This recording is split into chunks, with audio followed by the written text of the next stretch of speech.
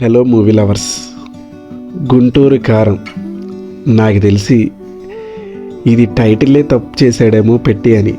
ఈ గుంటూరు కారం, కోదాడ పసుపు ఇలాంటివి కాకుండా ఏదో ఒక సాఫ్ట్ నేమ్ పెట్టాల్సింది. అంటే అత్తారింటికి దారేది, అలా వైకుంఠపురంలో ఇలా పెట్టుండడం అయితే జనాలు ముందుగానే ఇదొక కుటుంబ కథా చిత్రం అని చెప్పేసి ఒక సెంటిమెంటల్ మూవీ అని ముందే ఏదో డిసైడ్ అయిపోదురు.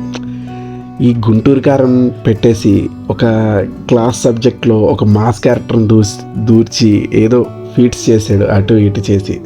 కానీ ఇప్పుడు వస్తున్న టాక్ అంత దరిద్రంగా అయితే సినిమా ఏం లేదు. సినిమా బాగానే ఉంది. ఫస్ట్ నుంచి లాస్ట్ వరకు ఆడియన్స్ అయితే ఎంటర్టైన్ అవుతారు.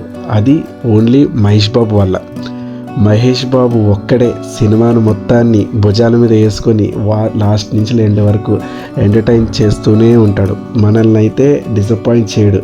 నిజానికి ఈ సినిమా ఫ్యాన్స్కి చాలా చాలా నచ్చాలి. ఎందుకంటే మహేష్ బాబు డ్యాన్స్కి కానీ ఆ పర్ఫార్మెన్స్కి కానీ ఈ సినిమాని స్టార్టింగ్ నుంచి ఫ్యాన్సే చంపేసినట్టు అనిపిస్తుంది.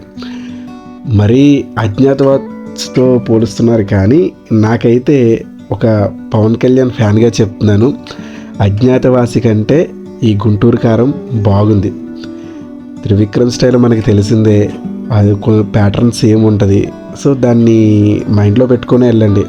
కొత్తగా మరీ ఊరమాస అని చెప్పేసి రచ్చ చేసేయాలి అన్న మైండ్ సెట్లోంచి వెళ్ళకండి. కూల్గా సెటిల్గా కూర్చొని ఫ్రీ మైండెడ్తో చూస్తే సినిమా బాగానే ఉంది. నేనైతే దీనికి మరీ అంత ఫ్లాప్ మార్క్స్ అయితే ఇవ్వలేను.